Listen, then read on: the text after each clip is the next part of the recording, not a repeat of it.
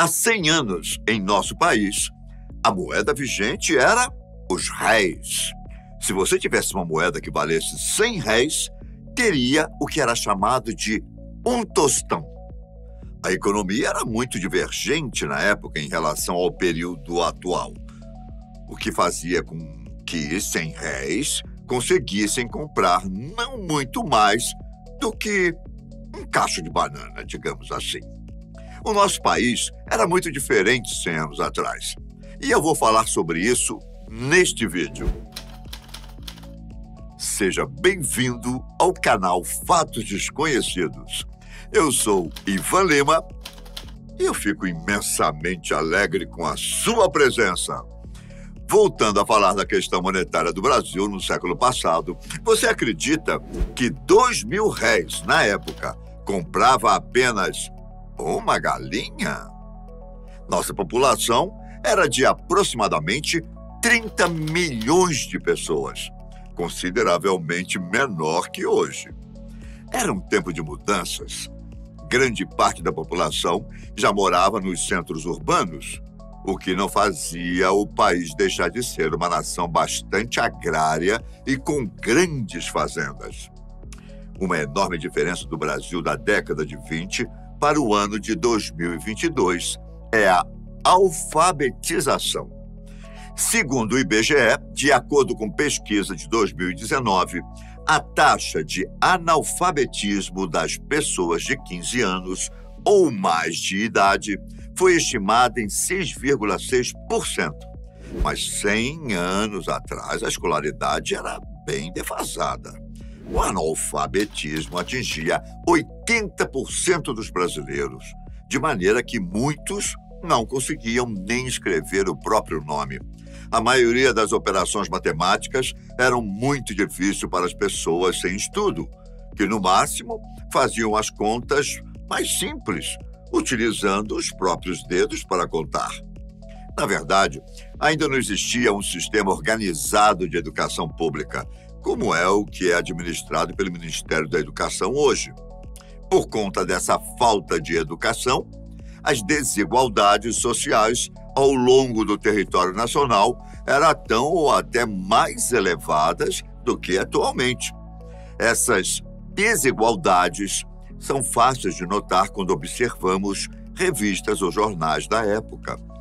Diferente do que é hoje, com nossa capital em Brasília, 100 anos atrás, a capital nacional era o Rio de Janeiro. Enquanto a coluna social de uma revista de elite trazia fotos de pessoas elegantes, de um clube ginástico português, a revista Careta mostrava uma distribuição de brinquedos para crianças carentes na Policlínica de Botafogo.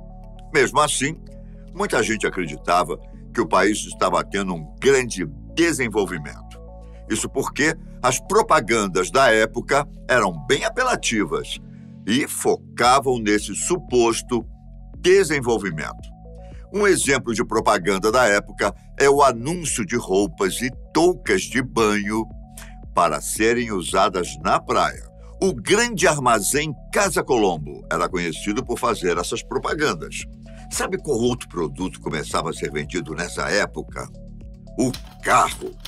Foi na década de 20 que começaram a ser montados os primeiros carros aqui no Brasil. Em São Paulo, inclusive, vários curiosos se dirigiam às fábricas a fim de ver como era feita a montagem e a construção dos veículos. Algumas coisas perigosas eram legalizadas nessa época, como, por exemplo, o lança-perfume. O entorpecente era amplamente usado, principalmente nas festividades do Carnaval. Por falar em Carnaval, Protocolo foi o nome da marchinha que fez sucesso no Brasil no ano de 1921. A história da música é bastante interessante.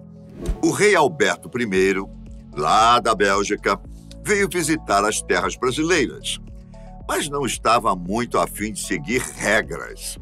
Ele dispensou vários protocolos e agiu como se fosse uma pessoa qualquer.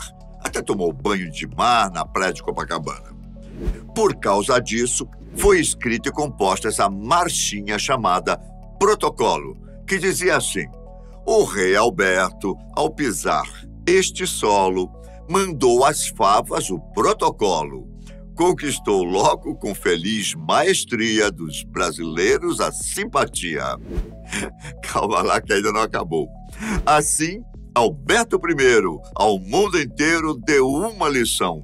Mandou a etiqueta com pirueta lamber sabão. Bem, ainda falando sobre nobreza. 100 anos atrás, Gastão de Orleans, o Conde de, foi recebido no Palace Hotel. Ele era um príncipe francês da família Orleans e também marido de Isabel de Bragança, a famosa Princesa Isabel. A princesa imperial do Brasil acabou morrendo no ano de 1921. Porém, o Conde de e seu filho, Pedro Alcântara de Orleans e Bragança, ainda eram vivos. O conde faleceria em 1922, exatamente 100 anos atrás. Olha só.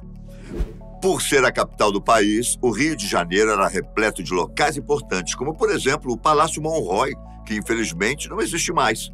O edifício abrigou tanto a Câmara dos Deputados como também o Senado. Depois ele acabou sendo demolido em 1976. Era lindo. O jornal O Globo fez uma campanha pró-demolição com o apoio do arquiteto Lúcio Costa, que chegou a chamar o Monroy, em seus editoriais, de monstrengo da Cinelândia. Outro lugar que também era importante nessa época, mas que não existe mais, foi a igreja de São Sebastião dos Capuchinhos. Algumas fotos mostram a quantidade de pessoas que eram atraídas pelas missas e celebrações religiosas do templo. O fotógrafo Augusto Malta registrou através de fotografias a saída dos fiéis após a última missa realizada na igreja de São Sebastião. O templo foi destruído quando o Morro do Castelo, que era sua localização no Rio, foi demolido durante uma reforma pela qual a região passou. Agora deixamos um pouco o Rio de Janeiro de lado. Quer saber como era São Paulo, a metrópole?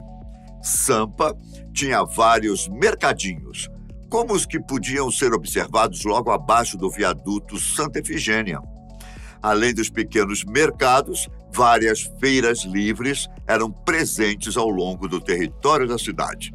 A cultura cafeeira ainda proliferava em São Paulo. Na época, muitos comemoravam o aumento do preço do café brasileiro em muitos países. A mudança e o aumento eram consequência de ações intervencionistas do governo brasileiro no mercado de café nacional. Eram operações de defesa para o principal produto exportado pelo Brasil na época. Outra coisa que acontecia muito há 100 anos, ainda mais no governo do presidente Epitácio Pessoa, eram as revoltas militares. Esses movimentos à força eram tão presentes que culminaram posteriormente no golpe dado por Getúlio Vargas em 1930 e que gerou o governo de Vargas pelos próximos anos. Falando sobre 1922, exatamente 100 anos atrás, o mineiro Arthur Bernardes foi eleito como presidente do Brasil. Deixava o poder, então, Epitácio Pessoa. Bom, talvez você não quisesse muito saber de política se vivesse no Brasil do século passado. Com isso, você poderia, em contrapartida, ler alguns jornais e revistas que traziam belas mulheres em suas páginas.